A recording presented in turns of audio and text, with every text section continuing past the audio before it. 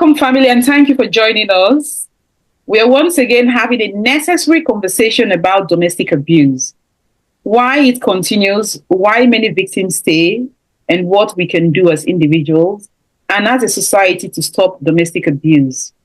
This is not just about one incident, it is about a recurring pattern that affects homes, religious organizations, and communities. And by the way, my name is Ine Duke, and my co-host is CC.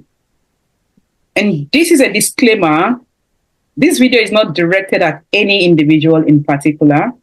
It is intended purely for educational and awareness purposes to highlight and discuss real issues affecting real people in today's world. Let's take a moment to understand how domestic abuse is defined under the Domestic Abuse Act 2021. According to the Act, domestic abuse applies when two people aged 16 or over are personally connected, such as partners, ex-partners, or family members, and one behaves abusively toward the other. Abuse isn't limited to physical violence. It includes physical or sexual abuse, violent or threatening behavior, controlling or coercive behavior, economic abuse, psychological, emotional, or other types of abuse.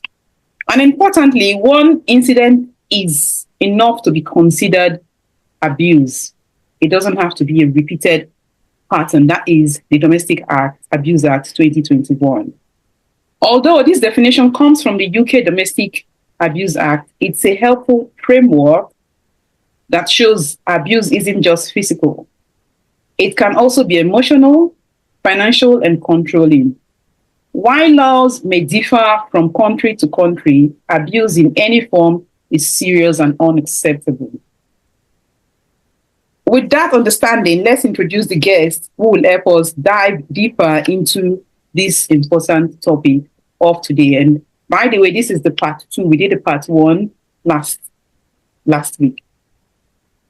Our first guest for tonight is Pastor Tofi of Prayer Works Ministry, a respected faith leader who has been actively involved within faith communities. Pastor Tofi advocates for the truth and healing within the church and has long been an advocate for creating safe spaces in the church for women and men. Pastor, thank you so much for joining us today. Thank you very much, Ine, and hello to everyone. Thank you. Hello. Thank you for having me. Thank you. Next is Veronica Miller. Veronica is a social worker of over 30 years experience of working with children and families. Veronica is the director of a domiciliary care business and a child care business. Veronica has authored a book, Escaping the Domestic Violence Trap. The book takes readers on a journey of how we can fail to recognize the red flags and get into relationship with dangerous men, how women find themselves in abusive relationship, how women can escape it and rebuild their self-esteem and their lives. Veronica, welcome and thank you for joining us today. Thank you for inviting me. Welcome. Our third guest is Lauren Brooks. I've known Lauren for a long time. Lauren has been married for 35 years. She's a mom of 2 lovely daughters, an inspirational and motivational speaker. She's a team leader in a place of worship. Lauren is a cancer survivor whose journey reflects strength and resilience. She also leads the CBC Women's Group. Lauren, it's a pleasure to have you on the show tonight. Thank you very much, Ine. It's a pleasure to be here. Thank you. And next on line is Michael Crooks. Michael was a former Metropolitan Police officer with the Greater Manchester Police. He has handled many cases on the front line. Michael, welcome to the show. Thank you, Ine, for inviting me. Thank you. Welcome. We're glad to welcome back Reverend Dr. Priska Richards Osinachi, a returning guest to the show. She pastors the End Time Overcomers Ministry and the Prayer Connect Intercessory Ministry.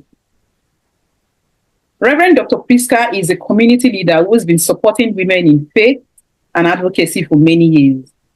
Dr. Priska is also a Nollywood movie producer and an actress. Reverend Doctor, thank you once again for coming on the show. Thanks for having me. Good evening, everyone. Good evening. Good evening. And lastly, I am joined by my co-host, Sisi. Sisi, who has been deeply passionate about this topic. Sisi, thank you so much for doing this with me. You're welcome. Hello, everyone. To Late Night Vibes. Hello, Cece. Hello. Okay. And with that being said, I want to thank you all once again for being here. Let's get into why we're here tonight. As we all know, these are domestic abuse is not an isolated case. These are not isolated cases. This is a reality for too many women, and today we want to talk about it openly and honestly and what we can do to help stop it. So I'll start with Pastor Tofi. Pastor Tofi, let's start with you. Are you ready, Pastor Tofi? Yes, thank you. Yes, I am. Good. Can I ask what role should in our part one, I did ask about church, and I've rephrased it to ask what role should religious organizations play in addressing domestic abuse. So I don't want to just say church, but religious organizations play in addressing domestic abuse among its members. Thank you, Ine. I'll talk about the church, because I'm more familiar in the church setting. The church has a moral and spiritual responsibility to protect vulnerable and confront injustice. The church is just not there only for spiritual. It's there for mental health, so many things that the church should be standing for, including domestic abuse. It should serve as a place of safety, not just where people will just be silenced. And this means, even though it's a spiritual place, the church should be, educating members, about abuse, supporting, the survivors of abuse, and also holding abusers accountable, which is sometimes, very difficult, but it shouldn't be, holding abusers accountable. And in the church also, it should partner with professionals, like the counselors, shelters, police. So I would say, also the leaders in church should foster a culture where victims are believed, they should, be believed, and feel comfortable that they can go to the, to the leaders, and also, to be empowered to seek help without them feeling ashamed, or without them feeling the sense of being judged, judgmental. So the church has got a lot of responsibility for the members in this area of abuse. Thank you. The church has got a lot of responsibility. Thank you for that. So thank you for that, Pastor Tofi. So with that said, how can faith teachings be misused to make women stay in abusive marriages? How can faith teachings be misused to make women stay in abusive marriages? That's a big one. Why I have said that is scriptures in the Bible are often being misquoted and it's been twisted. Scripture can be used as a weapon when teaching, example, things about submission, forgiveness, or in the area of marriage, they're often taken out of context. You must submit, you must forgive, For example, I've got the scriptures, about in Ephesians 5:22, where it says, wives must submit to your own husband. How far is that submission? So, the faith can twist that, you're talking, when I'm talking, you must keep quiet, submission. And they make a lot of female, feel guilty that, they must, accept being abused. They put pressure on women, into enduring abuse, ignoring the call for mutual love and respect. So, scriptures, the spiritual aspect, is used so much, as a weapon. They could all, it could also be distorted teachings on divorce, suffering, to suggest that, you must endure, enduring, in the area of faith. So, leaders could, pastors, to say, can say, you must endure. This is faith. How long would you, stay in that marriage? It will work well, so there's a lot of misinterpretations, and this silence, it does silence the victims and protect abusers, which is contrary to the heart of the gospel. God is love, and there has to be mutual respect. So, the scriptures, needs to be explained, the way it is, what is submission, what is love. So, we still have a lot to go, in that area, and not use the scripture as a weapon, and not to silence the abusers through scriptures. Thank you so much. Thank you so much for that. That's a very, very point. Misinterpretation of the scripture when we hear submission and all of that, submit to your husband and all of that. So thank you for that. And I've got another one, but I'll move on to the fourth question, and I'll move on to the third question instead. So, what would you say to someone who comes to you quietly, suffering in their marriage? Okay. Apart from me being a pastor, I work in the public domain for years, and I see a lot of women, but I'll stick, in the context of what we're discussing in the church section. Personally, as a pastor, what I would do first is to listen, not only listen, but listen with compassion without judgment, having that judgmental mentality. I would also affirm a courage for speaking up, because in the church setting or religious setting, to really get someone to come out, to a leader, to tell you, they've been abused, because there's already that stigma, that, oh, maybe she's been abused, he's been abused. If I go now to the pastor, then my story is all there. So there's already that fear or that stigma. So I would really encourage the person for speaking and assure her or him that the abuse is not the fault, because you need to listen.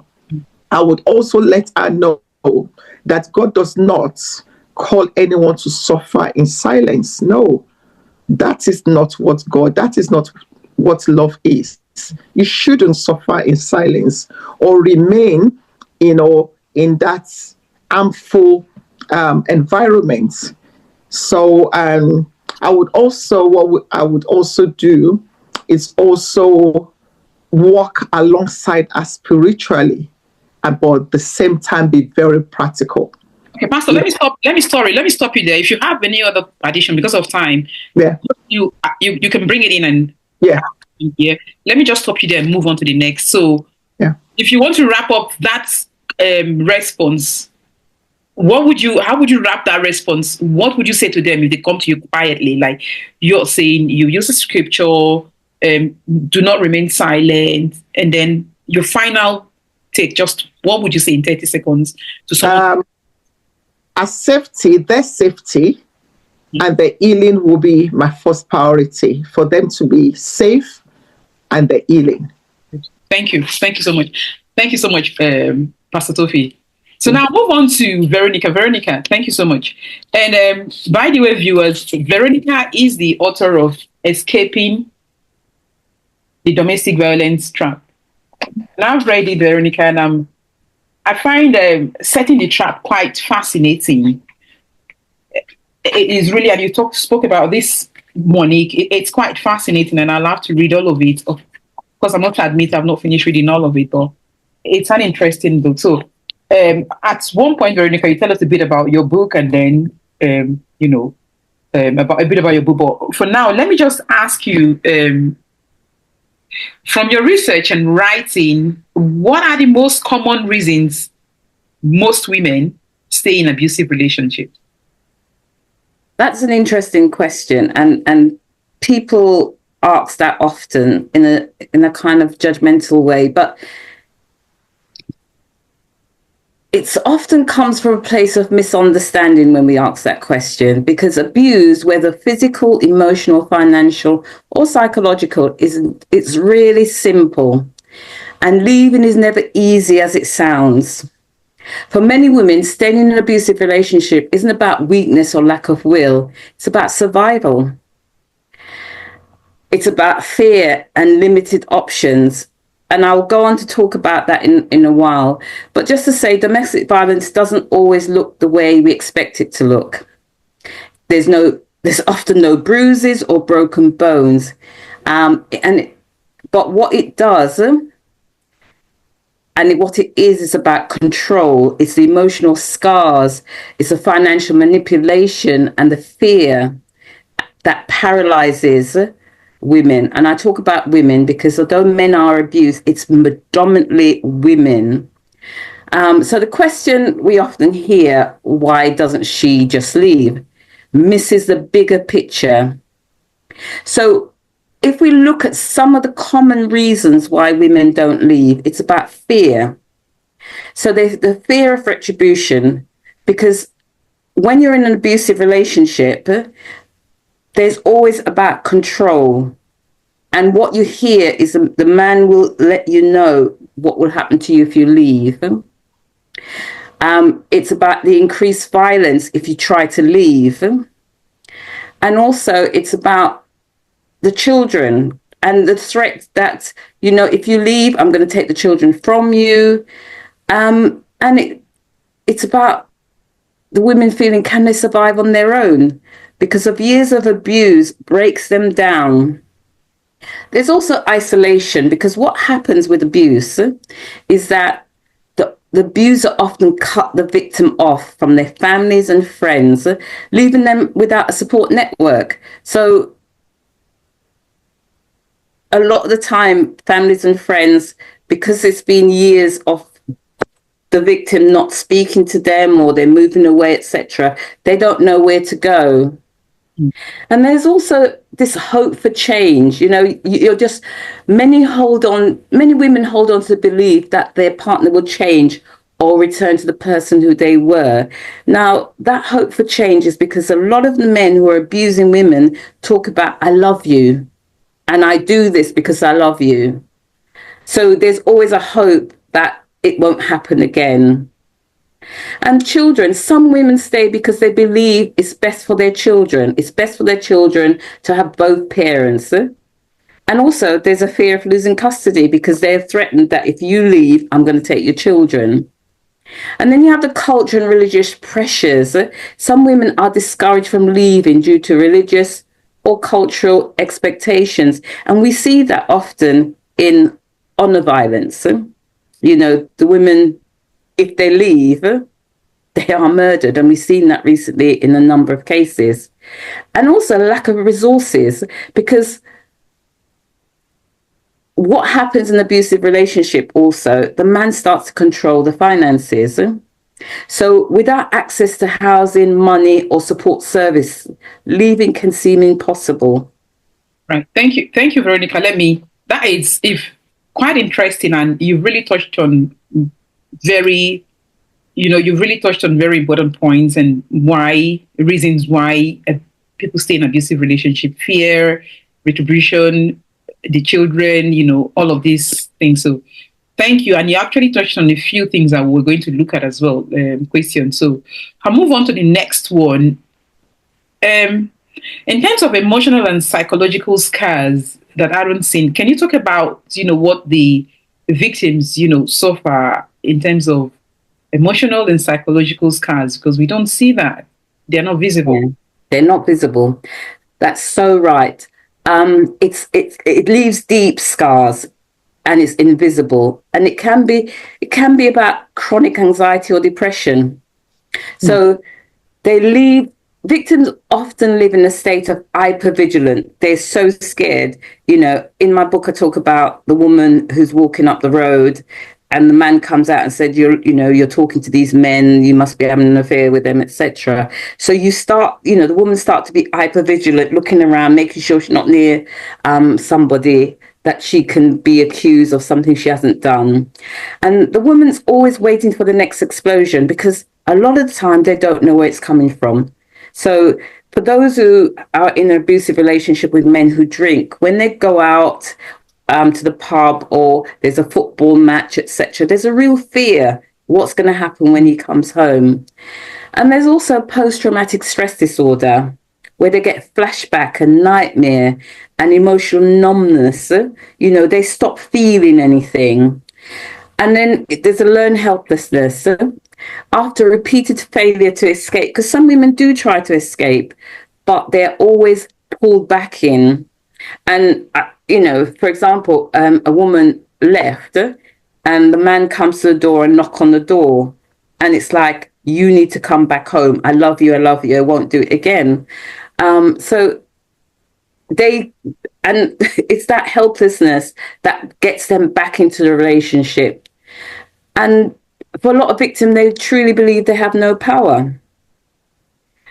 And there's also a trust issue. So many survivors struggle to form healthy relationship afterwards due to broken trust.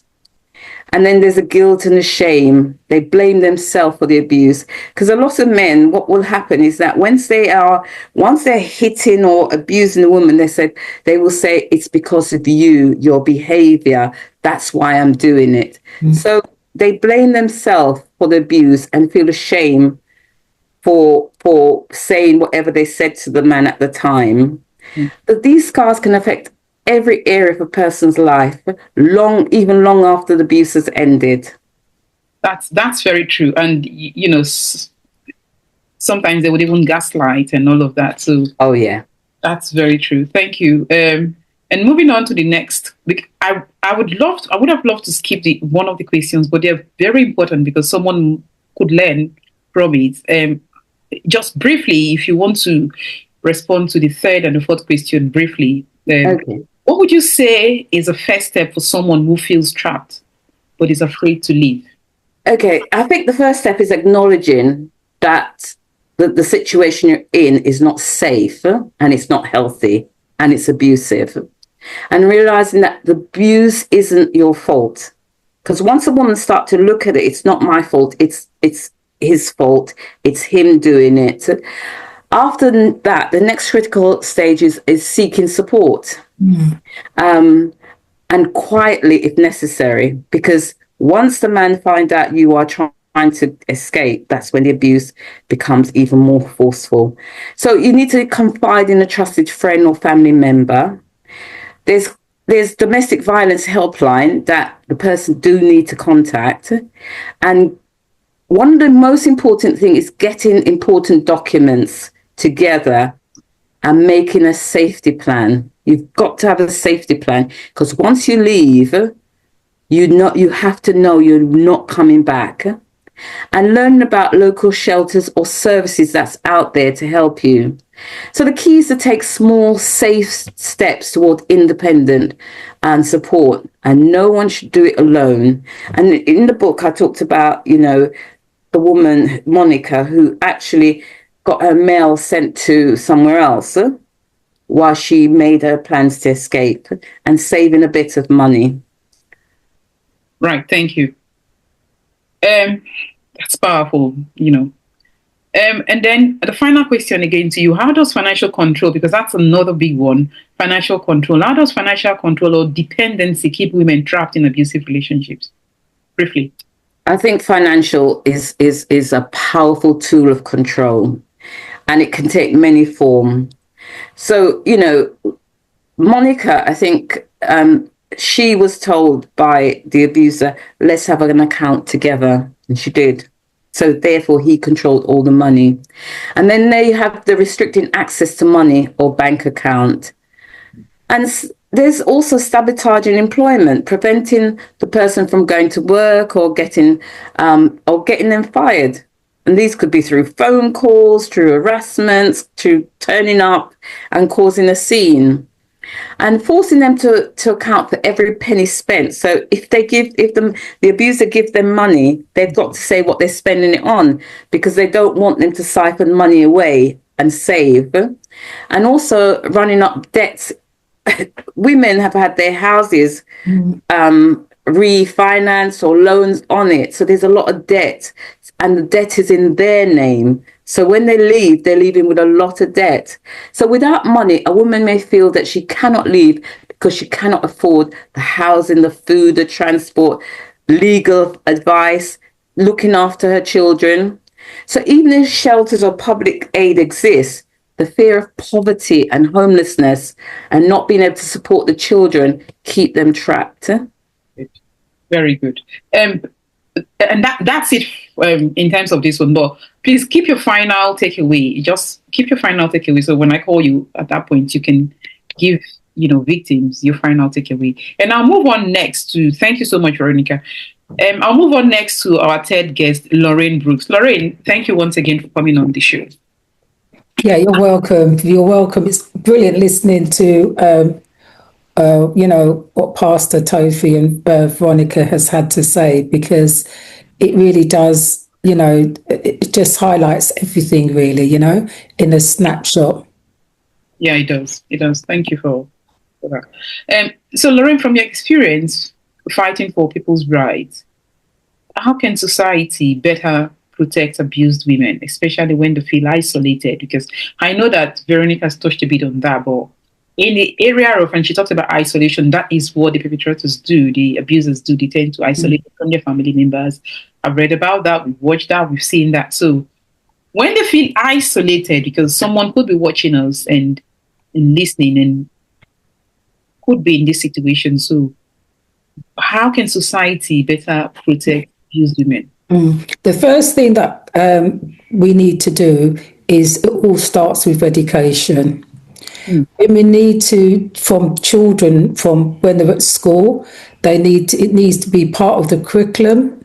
They need to, if it isn't part of the curriculum, it needs to be spoken about. Like, I work for a trade union. We set up recruit stalls where we talk about people, women and men can come to the stalls and professionals will talk to them. Because without education, you can fall into all of these traps. And also, one of the things that we haven't mentioned is a lot of abuse can start with learnt behaviour. That can be the number one, because you could have witnessed your mum going through that same situation, and your aunt. And for men, they could have witnessed their dad being the abuser. And it's ironic that as human beings, we would really think that we would say to ourselves, if it's a man doing it, oh, I'm not going to do that because my dad did that. Or if it's a woman, I'm not going to put up with that because my mum put up with it. And this is why they call it learnt behaviour, because for some reason, women and men find themselves going down that same path that they know had detrimental effects as a child. We hear about it where children are cowering in the corner, or sometimes children can get hurt because they may see the parents fighting and they jump in. And that fear stays with them. And yet still, when they turn into adults, they duplicate that same behavior. So it's got to be educated. And also, sometimes people prey on vulnerable people. We need to read more about narcissistic behaviors. People need to be able to understand what that narcissistic behavior really entails so that your eyes become open. And they're what I call the red flag signs, because if you're vulnerable, if you come from that background, you're not going to be so strong. And these people, they don't look for strong people. Remember that. If you look at most women, let's just talk about women for the moment, but we do know men are in the same situation. But a high proportion of those perpetrators won't go for strong people. They're going for people that they can take control of. And as Veronica said, with the financial side, it can be something as simple as them saying, Veronica, I'm going to buy you a new phone. And Veronica's all excited. She's going to get a new phone. And the reason why they've done that is that they can get the bill in their name and they can get the bill and go through it all. And I'm going to say this, I know somebody personally that it's happened to. So their partner bought them the latest phone. They were all singing and dancing. Little did they know, when the bill came, the partner was going through the phone and was actually ringing numbers that they didn't recognise. And I actually got a call because I rang the phone from a different number. And so therefore, that's a level of control. And they'll go back and say, well, you rang this person, or you must be having an affair with that person. And so what turned out to what you thought was going to be a nice gift was actually a trap. Yeah, that is so true, Lorraine. Thank you, Lorraine. I'll come in there. From what you said, Lorraine, quite interesting education. In our last episode, Reverend Doctor touched on it. Charity begins at home. So when you see the family, the parents, doing this thing, then the children will see it and then they'll pick it up. So we cannot hear this enough. We have to keep hearing this so that people can learn and know that these behaviors are unacceptable. And that's why we are here, Lorraine. So, and that will move me to you, the last question. And if you have any other takeaway, you have to keep a takeaway message as well.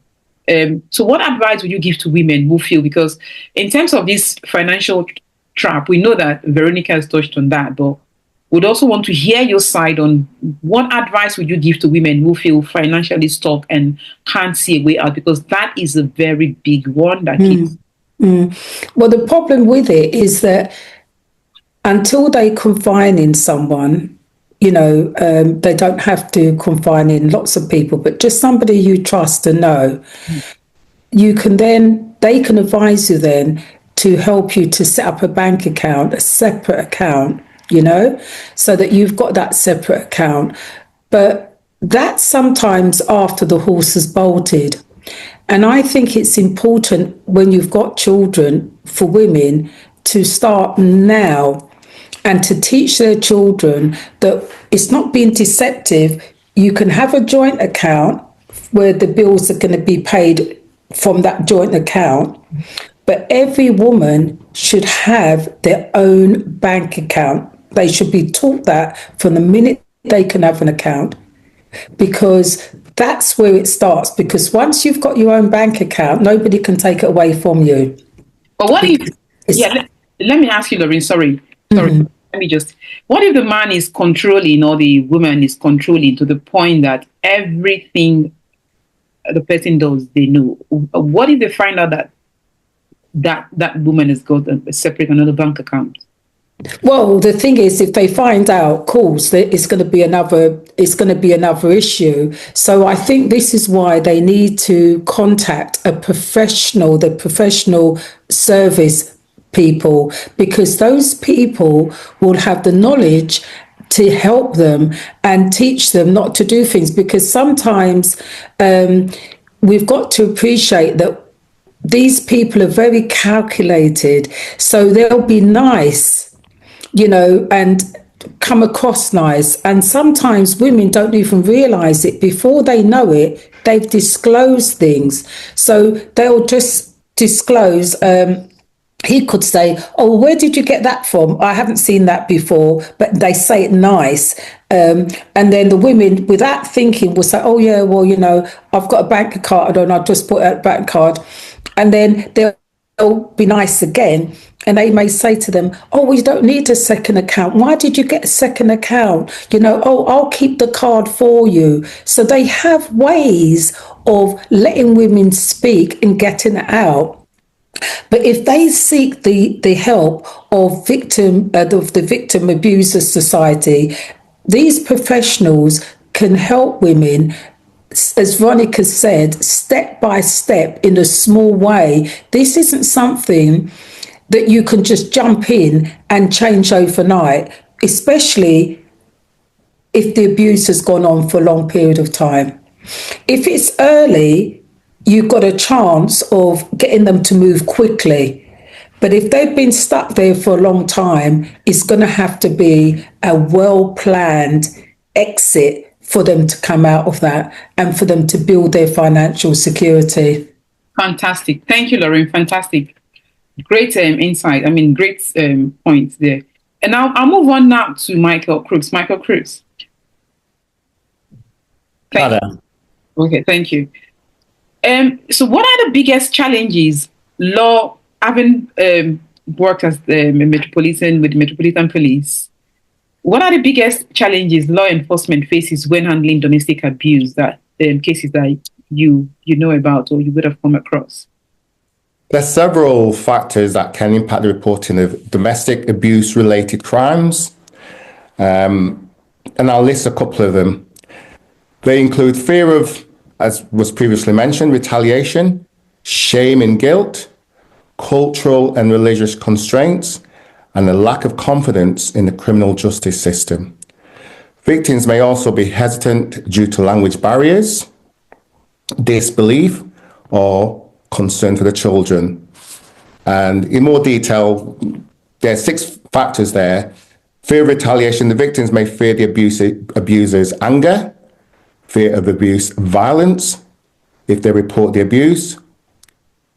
Victims may feel ashamed or guilty about the abuse, leading them to keep it hidden, and that can be for many years. Some cultures or religious beliefs may discourage reporting abuse or even condone it, leading to silence. Victims may distrust the police for a multitude of reasons, or the legal system, believing they won't be believed, or that the process will be too difficult. And as Lorraine said before, they may not have access to professional advice. If victims don't speak the same language as the police or legal professionals, they may struggle to report the abuse or participate in the justice process. And if there are children involved, victims may worry about the impact on their children if they report the abuse or leave the abuser. Absolutely spot on. I think that language barrier it's a big one as well, a very big one. And then the children as well too. As a mother, I can relate to that. Moving on to the next one, Michael. How should a woman document abuse safely so she has evidence when she's ready to report? Again, there's a multitude of ways the woman can do that, but first and foremost, they got to know their safety is the most important thing, because they got to be here to be able to pass it on, to report it. So in order to do that, I would suggest starting today, if they are in such a relationship, plan in advance how you might respond in different situations. Know who you can trust, as Lorraine said before, who you can contact in an emergency. Carry a list of emergency numbers or learn them. Okay, here in the UK, we have the 999 system.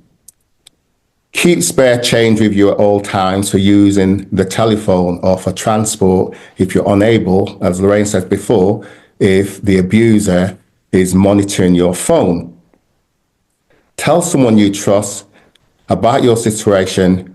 Do you have neighbors that you can trust if you can't speak to a family member? If so, tell them what is going on and ask them to call the police if they hear sounds of abuse, stroke attack coming through the walls from your home address. Also, if you have children, most schools in the UK now have pastoral teams.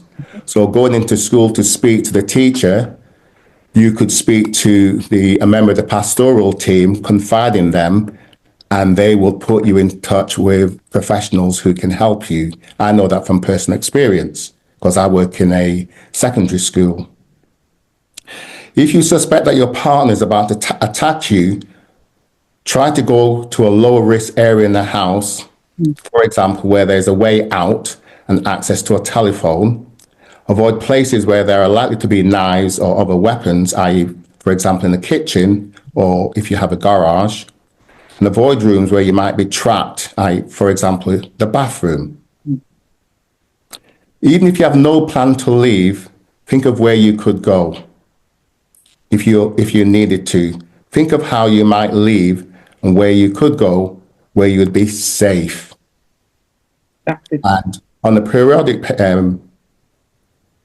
regular basis, go over your safety plan and know what it is and share it. So should you go missing, you're out of contact with the person that you confided in, or you have a safe word, they know what to do. Fantastic. That is good. Thank you so much. Thank you for those ones. And then, as an ex-police police officer, do you know why some? Okay, I'll go with this one. Do you know why some parents, especially in certain culture, encourage their daughters to stay in abusive relationships? Some of it is due to cultural inferences. It's just the way they've been brought up, their background. They're not familiar, certainly here in the UK, with the UK system. They get told from an early age, don't talk to the police. What happens in the home stays in the home. What happens between mom and dad stays between mom and dad. And therefore, they're reluctant to speak up and think that nobody will believe them and they won't get any help. And their family members within the home and the wider family will turn on them, and they don't have a plan, and they think they'll be out on the street. Right. Good. Thank you. So what advice would you give to someone afraid that the police might not take them seriously? I haven't said all of that. Personally, and from my experience, the police officers are taught not to make judgment, not to take sides, and they complete what they call a DASH report. And that stands for Domestic Abuse, Stalking and Honour-Based Violence Report.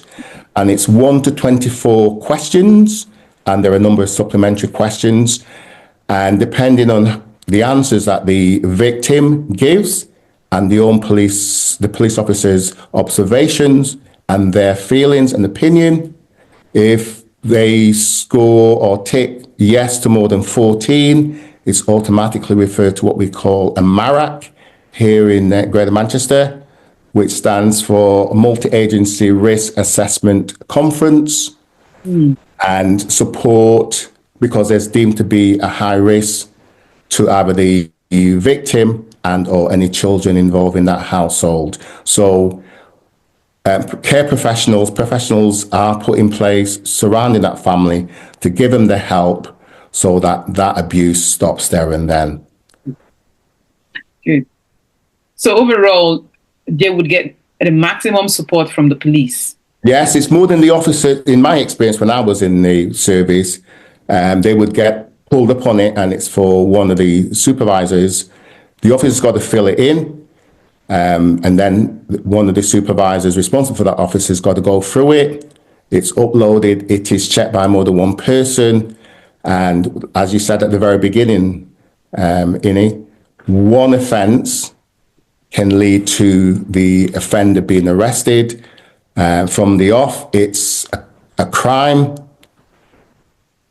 and it's what happens next. I do know from personal experience that some officers might think, oh, well, this is the 5th, 6th, 7th, 8th, 9th time we've been.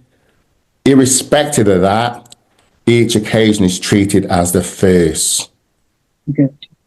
It's treated as a first, and it's for that officer there and then not to leave the victim vulnerable. So in order to safeguard the victim, it doesn't just simply say you've got to leave. If an offence has been reported, that officer's got to make an arrest and remove the offender from the location down to the police station, and the criminal justice process kicks in. Fantastic. Thank you so much for that. He does not say, or she does not say, you go to a friend to get out the way. If an offence has been reported, they've got to make an arrest and take that offender into custody. Thank you so much. Thank you. So, thank you so much, Michael. Before we go any further, let's take a moment to remember the late Osinachi Nwachukwu, whose voice touched hearts around the world. Her songs carried so much power. Even as she was suffering in silence, her voice inspired millions. But behind the music was a life marked by suffering. The late Osinachi sang to the world, but no one heard her cry for help. No one. That's the hidden scars of domestic abuse. Veronica, you touched on that. Silence. Osinachi was 42 years old at the time of her death in 2022, and her husband, Peter Nwachukwu, was accused of abusing the music artist, which ultimately led to her death. And on 28th of April 2025, a judge in Abuja, Nigeria, convicted him of 23 charges, including culpable homicide, and gave him the maximum sentence by hanging for her death. See you glorified. Come, Holy Spirit, we need you. Come, blessed Spirit, I pray. Come in your fullness and power. Come in your own special way. Please come, Holy Spirit, you know how to do it. Come, blessed Spirit, we pray. Come in your fullness and power. Come in your own gentle way. I have no power of my own. This story, as you've all seen, this clip is heartbreaking, and it is painful to think that behind that powerful voice was a woman enduring deep pain. So Reverend Dr. Priska joins us to reflect on Osinachi's story, how the culture of silence can sometimes contribute to prolonged abuse, and what victims must do differently. Thank you, Reverend Dr. Priska, for coming back again to the show. Thanks for having me. Welcome. Thank you. Good evening, everyone. Okay. Yeah. May Osinachi Nwachukwu's soul rest in peace, and to the soul of all those who have gone through this same way, may their souls rest in peace. It's quite disheartening. Now, I'm going to come in from this first aspect of faith. Talking about faith here, to me, it is divided into 3 parts, and I will quickly touch them. The number 1 part is coming from our biblical belief. Number 2, from the cultural belief. And number 3, from our very pastors still connected to the Bible. Ephesians chapter 5, verse 22. It says, wives, submit yourselves unto your own husbands as unto the Lord. For the husband is the head of the wife, even as Christ is the head of the church, and he is the savior of the body. Majority of times when there are issues like this, because as pastors, we have learned not to take sides. Don't take sides. If a woman comes to report an abuse to you, or the man is the one going through the abuse because it falls into both sides, do not take part. Number one, the first thing you do, you advise them on a plain ground, you pray for them. Now, the faith has made majority of people, those in the church or out of the church. And what majority of pastors still tell them is, your husband is the head. Be submissive to him. Be submissive. Listen to him. Now, that is on the part of the pastors and the Bible. Sometimes, we need to listen. He is my husband. I need to be submissive. Even if I'm dying, I need to remain. No, that is not what the Bible is saying. We should read the Bible very well and understand what the Bible is saying. The Bible says God has not given us the spirit of fear. He hasn't given us the spirit of fear. He said he's giving us the spirit of a sound mind, of power. When you are going through abuse and it is going to take your life, do not stay because of your faith. Do not say, the Bible has said, I should submit. That is yes, you are obeying the Bible, but the same Bible has told you in Proverbs chapter 4, verse 7, it said, wisdom is the principal thing. He said, get wisdom. Let your wisdom quickly minister to your brain that, this person is going to take my life. I got to run. Then secondly, the area faith has contributed to this is from our cultural background. We so much have faith in that cultural background that we do not want to disobey our parents. A child is getting married. The parents will sit her down and say, listen to your husband. Even when he slaps you on the right, turn the left. When he kicks you in the stomach, you don't need to go away because you don't have a room in our house anymore. It is for better, for worse. So that aspect of for better, for worse, so many people have fallen deep into it, that when marriage is better, we enjoy it. When it is for worse, we enjoy it. When the Bible is talking about for better, for worse, when the saying is saying for better, for worse, it is not that kind of worse. That kind of worse is, if your husband is sick, remain with him. Look after him. Do not abandon him. Not when that man is kicking you in the stomach, slapping you in the face, you are bleeding every day, and you are remaining, and you are quoting, it is for better, for worse. No. That is in the area of faith. In the area of silence, I tell you, many people just believe that abuse has to do with the younger ones and all of that. No. Abuse that doesn't have to do with the younger ones alone. I've seen people in marriage for 20, 30, 35, and the woman is there going through abuse on the ground that I cannot leave my children until they finally go down the grave. A man is subjecting you to financial abuse, taking everything that comes into your pocket. You are there. A man beats you every day, kicking you. You are there.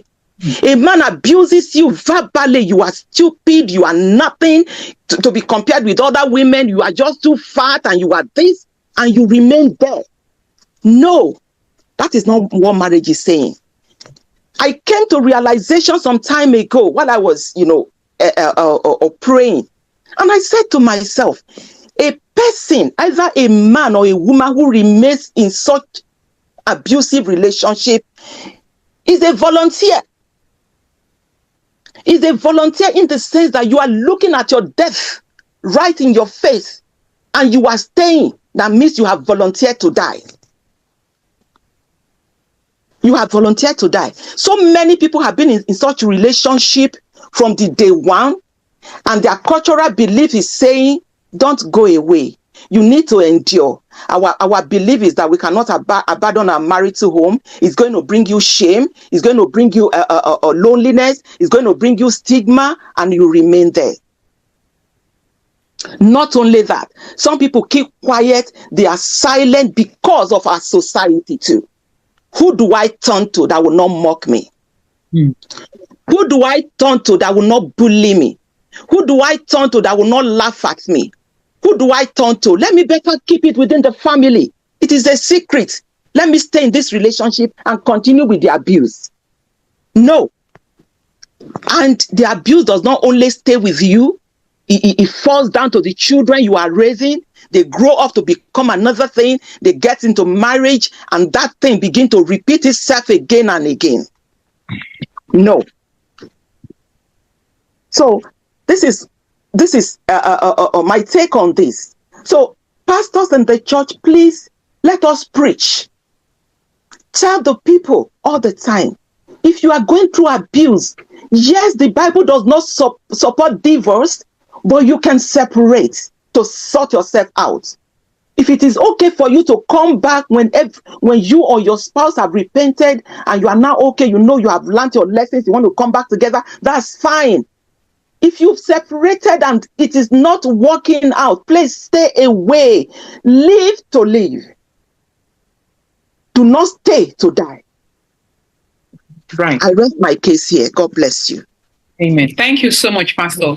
And thank you so much. Well said. I'd like to, I think I might leave this to the general because I'm going to the guest again. This is now the session, the general session. Feel free to interject in 1 minute.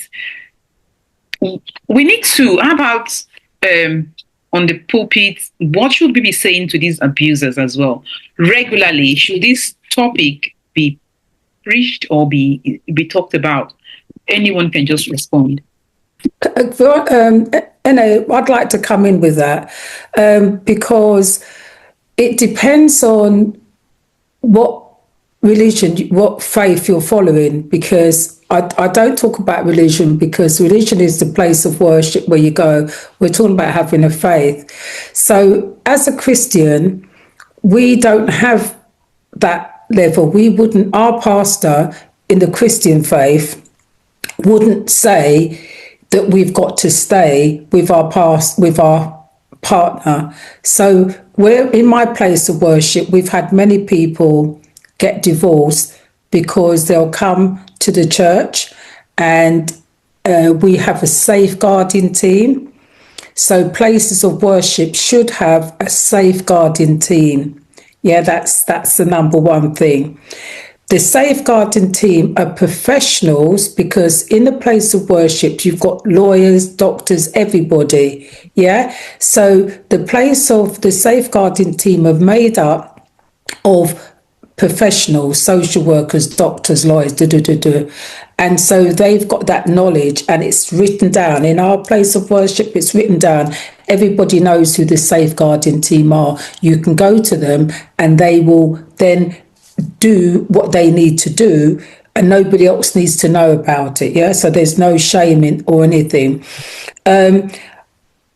Because of us being born in the UK, as we said, the cultural difference, we don't have that. We wouldn't have that. Obviously, I've been married for 35 years. So when I got married, my mum took me to one side and said, even though the wedding's booked and everything's paid for, you can change your mind. That's on the day of the wedding. A couple of hours before I got married, my mum said, you can still change your mind if you've got any doubt whatsoever. And also, when we're talking about in the sense of faith, just like what Pastor Richards just said, it's about understanding. And again, I'm going to bring you back to knowledge, because knowledge is king. And if you don't have the right knowledge, you're going to read the wrong thing. And so it is right. The Bible, when the Bible's talking about honor your husband, they're talking about it in a respectful way for both of you to honor each other, you know. And so, as you've rightly said, Pastor, some places of worship want to take it out of content, and then they'll say things like, oh, you've got to stay with your husband, or, you know, you've got to stay with them. I have friends who, I'm going to just say the religion of Muslims, and one of my good friend was my age. We was same age when we got married, 32, and she had to stay and she lost her life. And at the time I worked in the bank, and the bank had houses on top of the bank's flats. And if anybody had any problems, the bank would put you up in one of the flats. And our good friend was put up in a flat, and because of her parents siding and not wanting to, you know, they've got to pay this money, and what do you call it? Veronica mentioned it, on a killing. Her husband came in and kicked her to death. And my good friend died. So we have to be very careful, because that means those leaders are perpetrators as well. Because remember, people come into all places to take control. So we have to question, what is it that they're saying to their parishioners? What are they saying to them? Okay. All right. Thank you so much, Lauren. Let me come in there. Thank you. And thanks. And so knowledge is key, education and all of that. We need to, that's why we're making this, that's why we're here talking about this very important and sensitive topic. So, and then that will bring me to the next question, because, you know, why do many victims believe the abusers will change? So some of them believe, oh, I know Veronica touched on that.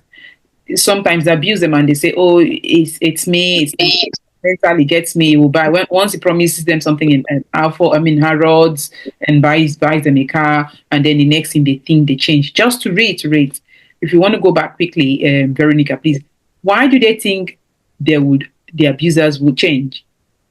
I think a lot of time domestic violence or violence against women is normalized. And it's normalized through society. It's a patriarchal society. Men are dominant over women. So it's not only the church, it's society as a whole.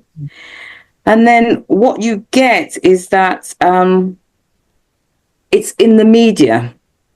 So we have celebrities in the media going through domestic violence, and they're still together, and only years later it comes out. The music talks about women in a derogatory way. So it becomes normalized. So it takes a while for a woman to say, enough is enough. This is not normal. This is not right. And we also, what happens is that a lot of women don't know their rights. They don't know their rights, that you can ring 999. You don't have to say the man is beating you, because the laws change and you'll be removed. They don't know where to go for help and support, because those things are not kind of out there in your face. So society has to change, you know, I'm not even sure, because domestic violence has been around forever. It's just now it's been profiled because the amount of women dying at the hands of their partners, and also children, the suffering the children go through, not only watching it, but they also get abused within that abusive relationship. Right. So there's more work being done now to stop it. Thank you. And finally, I don't know if Michael, you want to jump in here, or anyone. What should we say directly to these perpetrators? Because these victims are people's children, people's loved ones, mothers, you know, fathers, and they are being treated like they're not human. So what should we be saying to these perpetrators directly?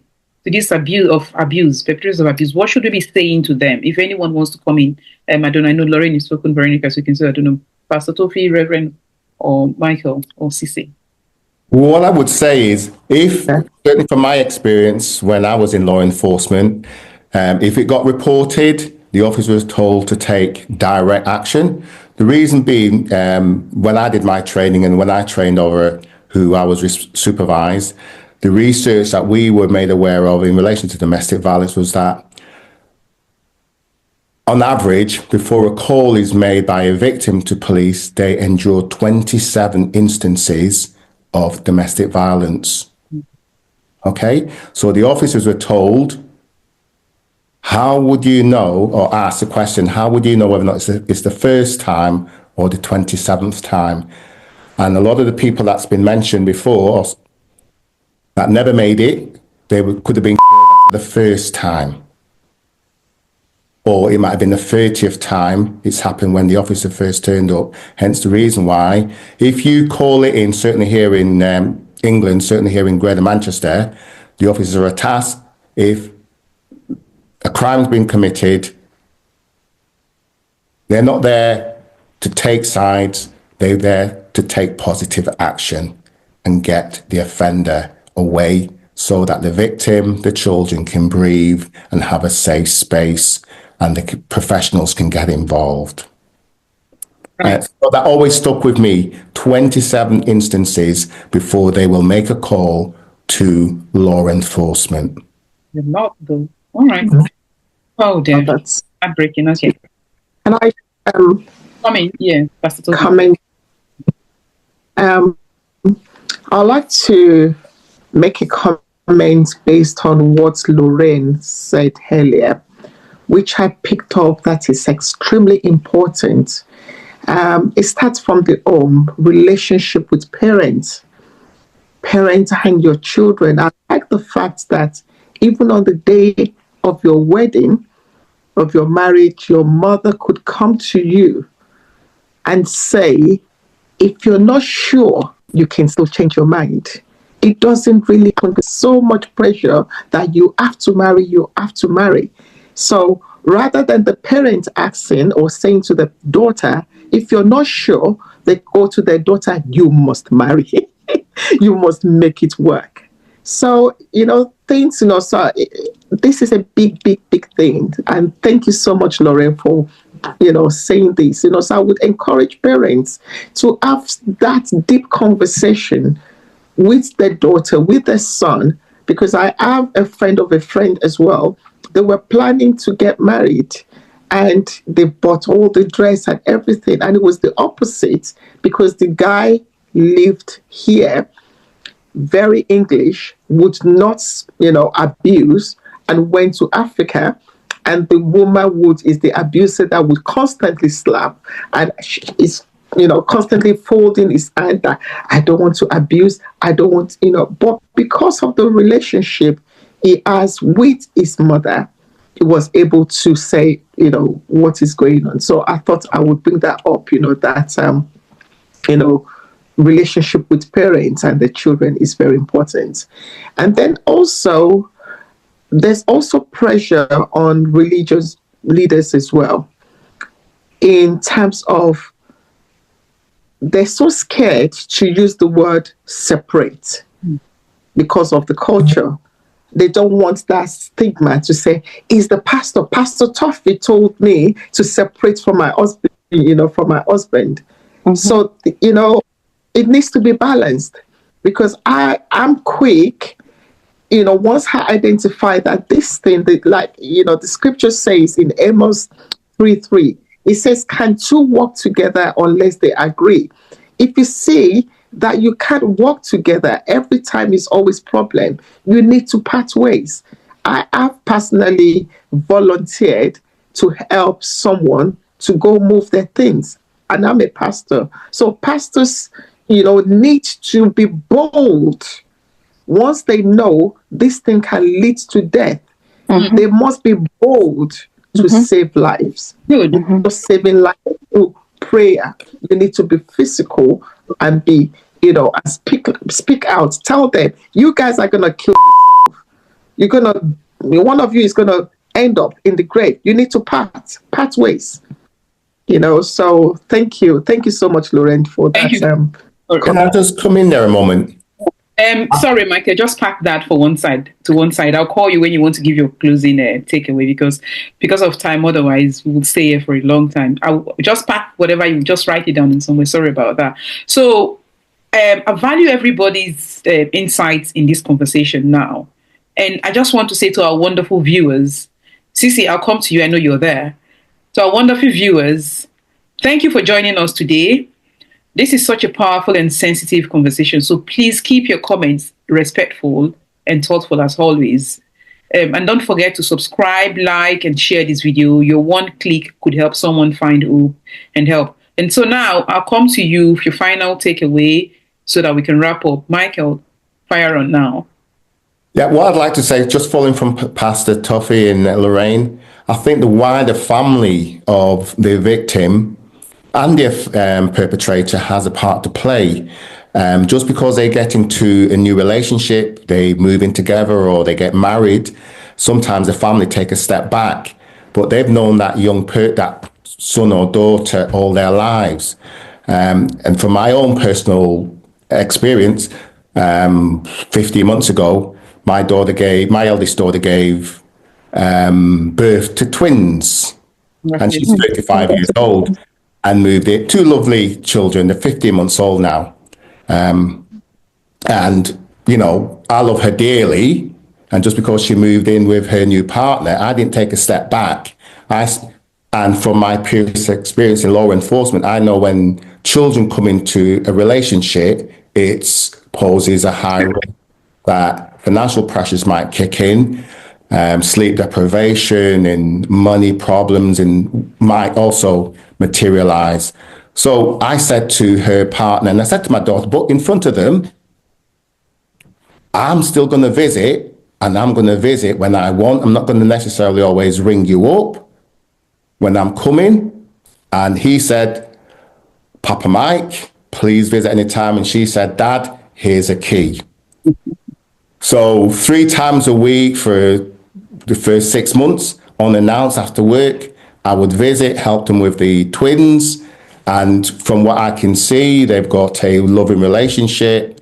I didn't know him as well. Obviously, I know my daughter, so I didn't step away. And I think sometimes families and parents, because they think they love what their son's daughter got married, or thank you very much, you're now off my hands, and they wait for the son or daughter to get in touch. 6 months gone by, a year's gone by, and that's how come the daughter or the woman end up being isolated, because they think, oh, I got involved in this marriage and I made a mistake potentially, and they don't want to confide in their family.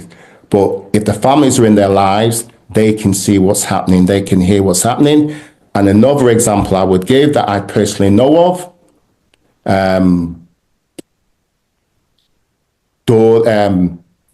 female and her partner, they have in the household 4 children. 2 of them are not his, and he didn't think that he should be paying for the 2 that's not his. The mom involved, the grandmother involved, didn't go inside the house, and things went wrong, and it's ended up with social services because the family stepped back. Yeah. So my takeaway would be, just because they're married or they're in a relationship and they've got their own place, doesn't mean to say you have to step back. Thank Give you. the perpetrator confidence to do what they think they ought to do, because the family are not there, seeing and hearing. That's good. Thank you. Powerful. Do not stay back. So the family should always also be involved. So because of time, I'll just quickly call on Veronica and Cece to quickly give us their takeaway messages. Veronica, do you want to touch on your book quickly and tell the viewers a little bit about it in a minute? Okay. So I believe that domestic violence is everybody's business. And also that no matter what your background, race or culture is, you can fall into the trap. no matter what your class is, if you're middle class, working class, single parent, you can fall into this domestic trap. But you can also get out. I believe you can escape it. And that's why I've named the book that, because to escape it, you have to have a safety plan. You also need to know the red flags before you enter a relationship, because it's subtle, but it's there. And the book actually talks about those red flags that women ignored until it got to a stage where it became physical or emotional or financial. So it's about looking for the red flag. And the other point of the book is about getting help. How do you get help? How do you find out how to get help? And how do you escape? I'll leave it there. Thank you. Getting help is very crucial. Thank you so much, Veronica. So on that note, I want to quickly move on to Sisi. Okay, Sisi, I'll leave you. Just hang on, Sisi, so that you can give us your takeaway message before you wrap up. So I can see Lauren smiling. I see everyone has got a lot to say. If we keep on going, we will not leave here. So you will just keep your thoughts in the comments. When we share the video, you can go to the comment section and drop most of your thoughts there. People will go in there and read. So for me, my takeaway to every woman watching would be, we're here to ask the hard questions, to break the silence and to help stop normalizing abuse, like Veronica and everyone else touched. It's time to speak, to act, and to protect. This conversation isn't about judgment, it's about change. In our previous episode, one of our guests, Nikita, made a powerful point. And in that, she said there should be dedicated courts to handle domestic abuse cases. And Reverend Priska, one of our guests, touched on that as well. We should, Lorraine, you talked about having a departments, organizations of work or something, where you work or something. And that's when you said that, I smiled, because I also have something like that written then. So, and I completely support that. We should have designated courts, for domestic abuse. We hope the authorities will hear this. And I also want to take a step further and ask that every workplace, like Lauren, you touched, whether corporate, office, a school, a church. I know Pastor Mike, you said at your place of work, you have the pastoral side of it. A church, a mosque, or even a small business should have a designated team or contact person for domestic abuse support. I hope my guests would agree with me on that.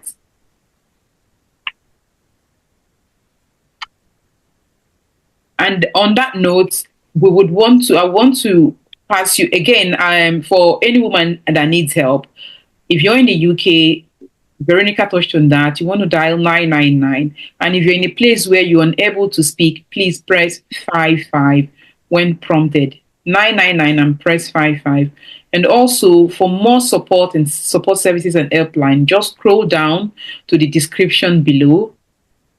You would find more support services and helpline. And also, we'll put the link to Veronica Miller's book, Escaping the Domestic Violence Trap, there. You would find it. Yeah. And if you find this video helpful, please do not forget to subscribe, like, share, and leave a comment. You never can know. You would need, you would help, you would just, there'll be someone that would find it helpful. And also remember that help is only one scroll away. And I'll pass you all over to my co-host, Sisi. Sisi, give us your final take and then wrap up the show. Thank you, Sisi. May I quickly say something? You asked a question and that area wasn't touched quickly. Good. Go on. Should I go on? Yes, yeah. You said what should be done to these perpetrators, and one of it you said abusers, if they ever change. No, I want to quickly say an abuser doesn't change, because adults don't change. They only hide away the character and it comes up again, unless the one that genuinely repents, and that is it. So they do not change. That's it. Very powerful said. And then, yes, and what should we be saying to the perpetrators? I don't know, Sisi, if you want to touch that, and then you can wrap up. Thank you so much, Reverend. I would say this is a very good topic. Very interested. I'd like to say that, say for my viewers, abusers, it's not the victims, it's not their fault, because a lot of victims think it's their fault, and they don't actually believe when everyone's telling them. They said, no, it's my fault to leave. I'm saying, so to the victims, it is not your fault. There is help. Like Lauren said they have nowadays even pubs, they're now recognizing the safety places where you could go, you could talk to the bar people, they have codes. So a lot of things are happening, and it's becoming also with social media is making it even more broader. Everyone is seeing it and everyone's talking about it. So there's a conversation being had. So that is very good going forward to all the victims that people are hearing. So that's my intake. Okay. All right then. Do you want to wrap up the show for us then? Thank you, Sisi. I'd like to say thank you for our guests, for Late Night Vibes, and all our subscribers and new ones. We continue. We're going to give you more videos coming. A lot of guests will be coming to talking.